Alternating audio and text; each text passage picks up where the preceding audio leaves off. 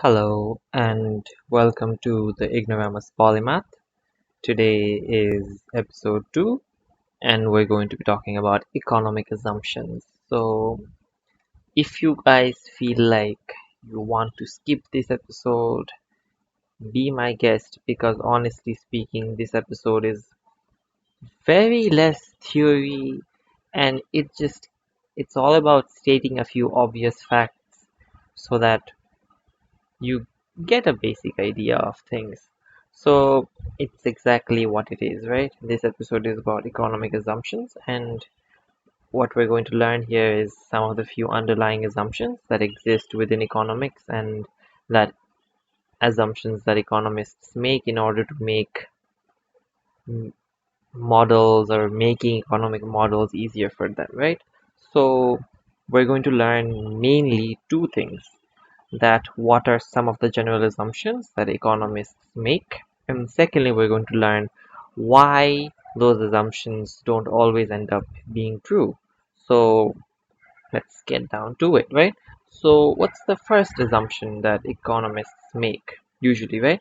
The first assumption that economists make is that consumers aim to maximize benefits. And when I say it, it sounds very obvious, doesn't it? That, yeah, sure, of course, consumers will always want to maximize the benefits. But yeah, let's assume that for now. We'll move on to why it's not true later on. But consumers always aim to maximize their benefits. So it goes as such that they will always choose the course of action that gives them the greatest satisfaction. This means that, yeah, so say for example, as I already brought up in the last episode, you can either buy a computer or you can buy a bookshelf. Which one would I choose? So say for example, I love making ignoramus polymath episodes, so I decide that buying a computer will give me the greatest satisfaction. So that's what I get. That means that I am trying to maximize my benefit. So in this case, I am trying to maximize my satisfaction. For okay, so the second one is that for the same product, the consumer will always buy the cheapest available product, meaning that if I could get something, say for example, I don't know, potato crackers, and say for example, there are many different brands that make potato crackers, say for example, so there are many potato crackers available, but say most of them are 12 and one of them is 10 taka, and I feel like, yeah, sure, they're the same quality, right? So I will reach out for the 10 taka one because, well, it's cheaper than 12 taka. It's not much, but it explains why I choose the 10 taka one over the 12 taka one. So the third one goes something like, for the same price, the consumers will buy the best quality product, meaning that if you went to a bookstore and you had like many different bookstores one by another, and say every bookstore was selling the same book. Wait, let me find a book. Yeah, let's assume that they are selling Sherlock Holmes volumes, right? And you see that, okay, bookstore number one is selling Sherlock volume 1, and then bookstore number 2 is also selling Sherlock volume 1, and then you see that, okay, so both of them are selling the same book at the same price, say for example 500 taka, and you think that, okay, so this one is definitely a very old and torn book and I don't want to pay 500 taka for this, rather I'd buy the good quality 500 taka Sherlock volume in the other bookstore. Even if that's not the case, say for example something else, right? Um, I don't know, a bookshelf, right?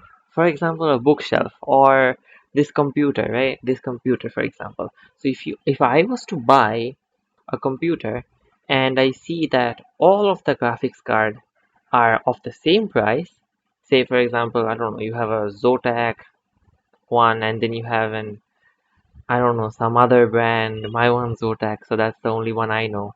And I don't know, maybe you have an AMD one, and then you see that all of them have the same price.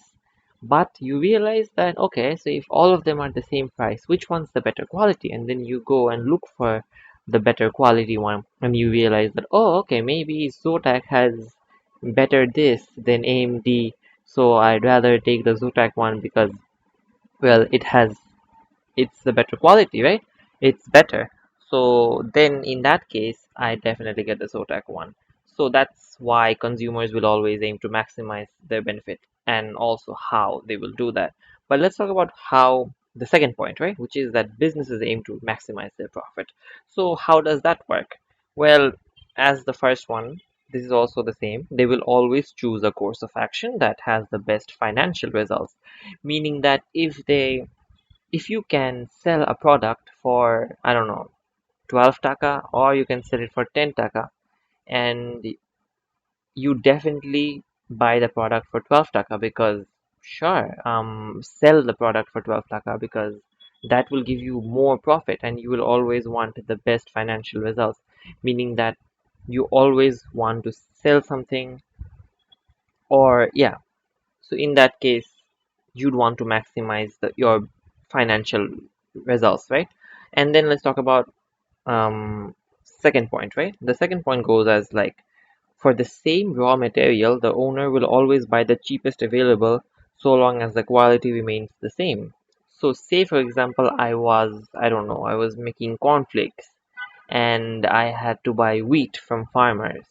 So I think cornflakes are made from wheat. I'm sorry if I made a mistake. I'm guessing, yeah, cornflakes are made from. So I make cornflakes and I bought wheat from farmers, and I see that all of the farmers are selling the same quality wheat. I don't know how I know this quality is the same, but imagine that all the quality is the same, and I see that, okay, so this one's the cheapest. So farmer number one is selling it to me for, I don't know, X, and then, or not X, 10 taka. Then farmer number 2 sells it to me for 8 taka. Farmer number 3 sells it for 7 taka. And I say, okay, 7 taka sounds reasonable because quality is the same. So I'll buy it for 7 taka. I'll buy the cheapest one available because I need to maximize my financial results. And for the third point goes, when setting a price for a product, a business owner will always choose the highest price that the market can stand. As I already mentioned, that is also how you try to maximize your financial results, by selling something at the highest possible price the market can stand without like losing out on the demand, because which we will learn in future episodes. I think you already know, so yeah, but we'll still learn about them again. So now let's talk about why those assumptions aren't always true. This is because, well, consumers may not always maximize their benefits. But why does this happen? So, well, as I've mentioned, so you want to have the greatest satisfaction, but sometimes it's difficult to calculate the satisfaction that you get from consuming a product because, well, satisfaction is hard to quantify, meaning that I don't know if I will get better satisfaction by making Ignoramus Polymath episodes with my brand new or extremely high quality computer, or I just want a really nice looking bookshelf. So yeah, in that case, I might end up buying a bookshelf, which I won't use much because I don't really read that much, but I might end up buying the bookshelf because yeah, I think that looks better for now. I think that will give me better satisfaction, but without really realizing the satisfaction I'm missing out on by not buying the computer. And then the second idea goes like, some consumers develop buying habits.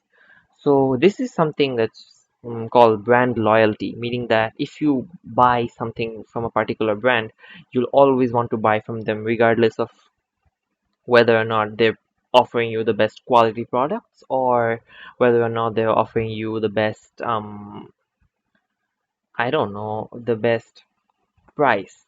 So in those cases you will want to buy things that, well, that particular brand gives you without really thinking about the quality or the brand that you, or the price that you have to pay, because, well, you make this, and businesses also make use of this through many things such as brand loyalty, things such as, I don't know, loyalty cards and etc. And the third point goes like consumers influenced by the behavior of others. So, well, say for example, you have never opened a bank account, and well, when you used to grow up, you saw that your parents opened a bank account in that particular bank, Bank X, for example. So you grew up and you'd obviously open it there because you have been influenced by your parents' decisions that they opened their bank accounts in Bank X. So you also open your bank account in Bank X as well. For example, I don't know, you buy something, I don't know, a book, not a book, something better. A computer. Yeah, these are the two examples I can always give you. You're always imagining. So yeah, because these are the two things that's beside me right now. So say for example, I wanted to buy a graphics card, and I see that okay, the Zotac graphics card which my friend bought is serving him really well. So I think the Zotac graphics card will give me a better quality or will be better as well. So that's how I got influenced. The second reason, the second idea of how assumptions don't always work out is that businesses and producers may not always maximize their profits. Why is this the case? Well, this happens for a few reasons, right? So there's four.